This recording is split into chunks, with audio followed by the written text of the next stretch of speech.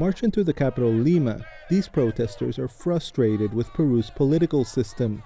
They want President Dina Boluarte to resign and new elections to select members of Congress. The president and the members of Congress have stopped representing us. They are just making laws to benefit themselves and the companies that support them.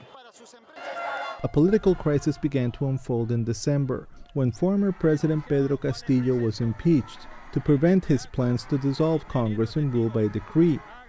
He was replaced by his vice president, Dina Boluarte.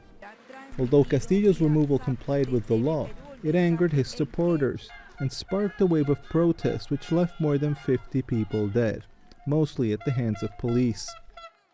6 months later, their relatives are still seeking justice. My brother was a doctor who was providing first aid to the protesters. We don't know who shot him, and I'm afraid we will not get any answers from this government. Meanwhile, others have joined the protest movement because they're frustrated with Congress. In the past 6 months, legislators have blocked investigations into the deaths of protesters, tabled requests to hold early elections, and tried to tighten control over the agency that oversees local voting. Public or general opinion in Peru is that there has been these movements by Congress to try to control other institutions.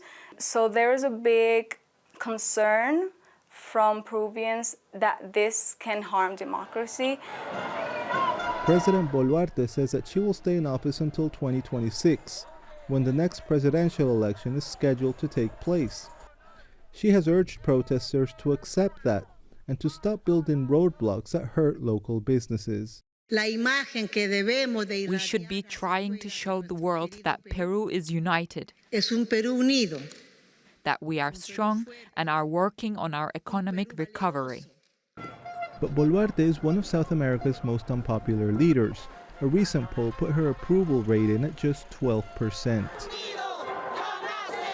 The president's lack of acceptance among the public continues to spark protests in some parts of the country.